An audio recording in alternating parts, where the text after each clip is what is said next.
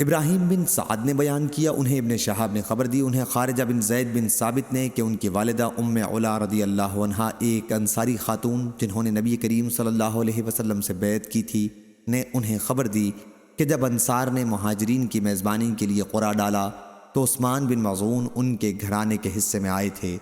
ام علا رضی اللہ عنہا نے بیان کیا کہ پھر عثمان رضی اللہ عنہ ہمارے یہاں بیمار پڑ گئے، میں نے ان کی پوری طرح تیمارداری کی لیکن وہ نہ بچ سکے، ہم نے انہیں ان کے کپڑوں میں لپیٹ دیا تھا۔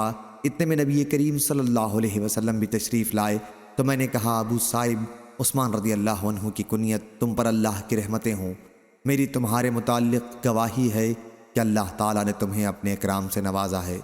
یہ سن کر حضور اکرم صلی اللہ علیہ وسلم نے فرمایا، تمہیں یہ کیسے معلوم ہوا کہ اللہ تعالیٰ نے انہیں اپنے اکرام سے نوازا ہے؟ میں نے عرض کیا، مجھے تو اس سلسلے میں کچھ خبر نہیں ہے، میرے ماں باپ آپ پر فدا ہوں یا رسول اللہ، لیکن اور کسے نوازے گا؟ حضور صلی اللہ علیہ وسلم نے فرمایا، اس میں تو واقعی کوئی شک و شبہ نہیں کہ ایک یقینی امر موت ان کو آ چکی ہے۔ خدا کی قسم کہ میں بھی ان کے لیے اللہ تعالیٰ سے خیر خواہی کی امید رکھتا ہوں، لیکن میں حالانکہ اللہ کا رسول ہوں تو خود اپنے متعلق نہیں جان سکتا کہ میرے ساتھ کیا معاملہ ہوگا۔